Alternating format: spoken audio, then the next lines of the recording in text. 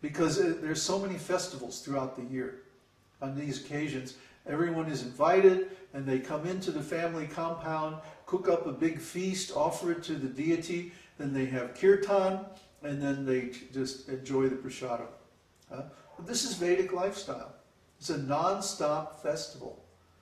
Try to understand. It's not dry. It's not, I mean, it's a little bit austere in the sense that we don't accept material sense gratification, but we have plenty of spiritual sense gratification. So what's the problem? It doesn't mean that you have to give up enjoying life. It means you enjoy life in an eternal way instead of in a temporary way. You enjoy life in an auspicious way that creates good karma for yourself in the future instead of in an inauspicious way that simply creates suffering in the future. You see?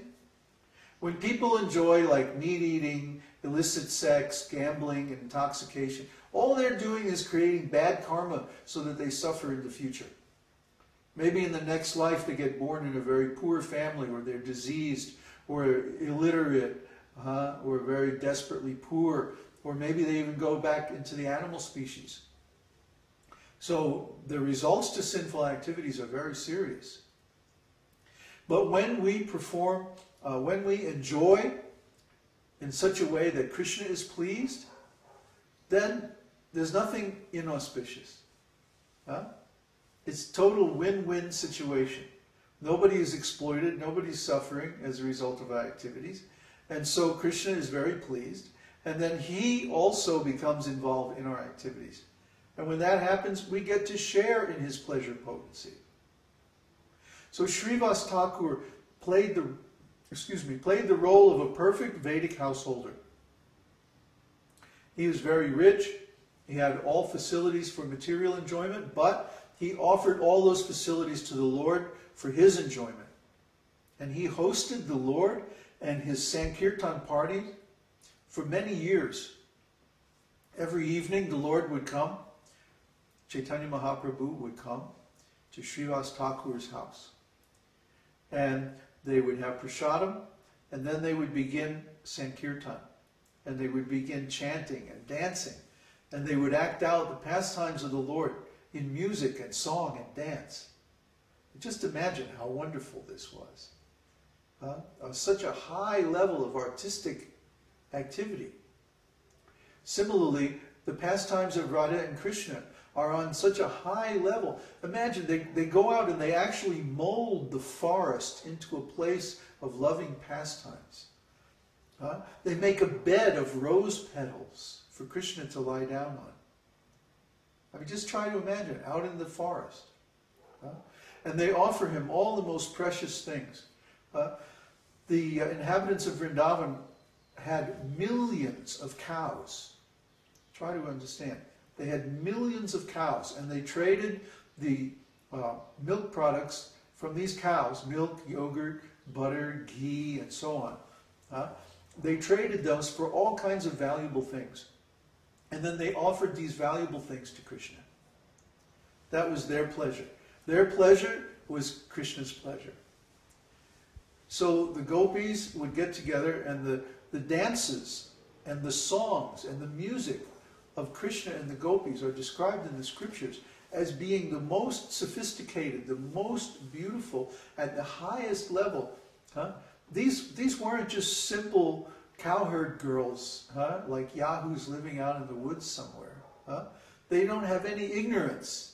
Try to understand. They have all knowledge. They choose to live that way because it's beautiful. They live out in the forest in a natural way, and they spend their time simply dancing and singing in the highest level of artistic perfection. Why? To entertain Krishna. Because they know from experience, from long practice, that when Krishna enjoys, we enjoy. The classic example is when we water the root of a tree. Just like back here we have so many trees. And there's a nice lemon tree, there's a jasmine tree, a cherry tree, all kinds of flowering trees, very fragrant, beautiful. But those trees can't do anything if we don't give them water. when we water the root of the tree, then the whole tree is nourished.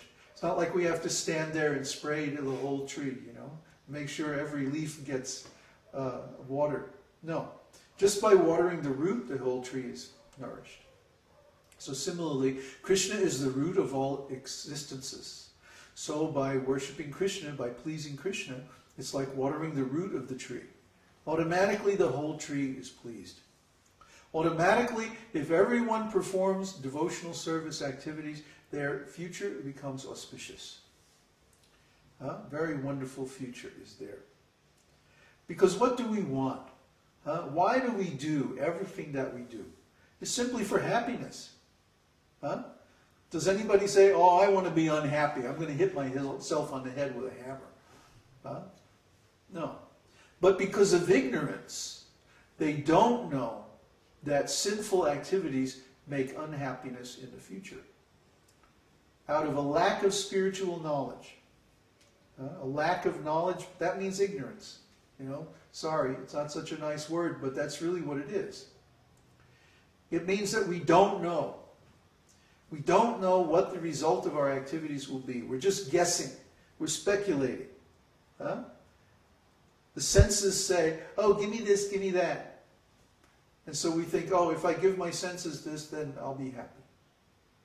And this may cause a temporary cessation of desire, a temporary lessening of the agitation of the senses. And we interpret that as pleasure. But that's not pleasure because it's not permanent. Real pleasure means eternal pleasure.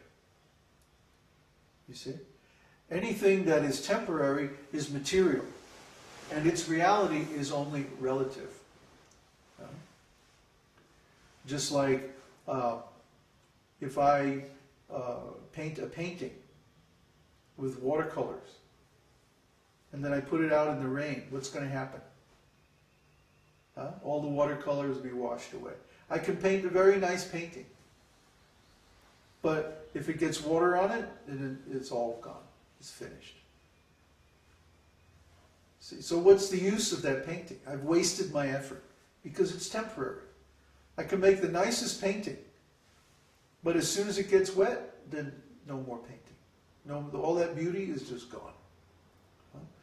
So we may be able to arrange things in the material world so that we temporarily experience a little happiness, a little beauty, a little love.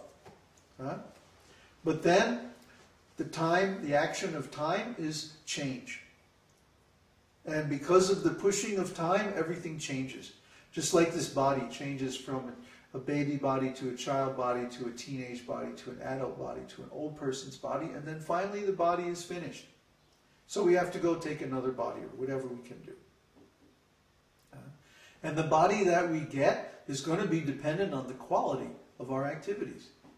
So if our activities are all nonsense, just following the senses, letting the mind drag us around this old material world, trying this, trying that, never really getting any satisfaction that we crave, then in the next life, we're going to get a worse situation than we have now. But if we practice religious principles, which are basically four: truthfulness, austerity, cleanliness, and mercy. Those are the four basic religious principles. Truthfulness means no gambling. If we gamble, we have to lie. Oh, yeah, I only have a pair. Actually, I have a flush. You see? Lie. Mercy, we have to practice mercy. If we don't practice mercy, then we'll be killing animals. Killing ourselves, actually. How can a person be merciful if they kill animals? Or they hire somebody else to kill animals? If you go to the store and you buy a piece of meat, you're hiring the store and the people that supply the store to kill the animals for you, do all your dirty work, clean the meat and all that, whatever they do. Ugh. So, a person who eats meat cannot practice mercy. Similarly, a person who takes intoxication cannot be austere. Intoxication means I dull my senses, I dull my mind, I dull my consciousness so that I feel less suffering. But intoxication means that we can't be austere, we can't strictly control our senses in accordance with religious principles. We become lazy. We don't want to work. Usually people with a drug problem or an alcohol problem, they can't work. They can't maintain a career. They can't maintain a family. They can't maintain anything. And finally, cleanliness. If we practice cleanliness, that means no illicit sex. I mean, illicit sex is such a dangerous thing. It's so many sinful activities all tied up together in one.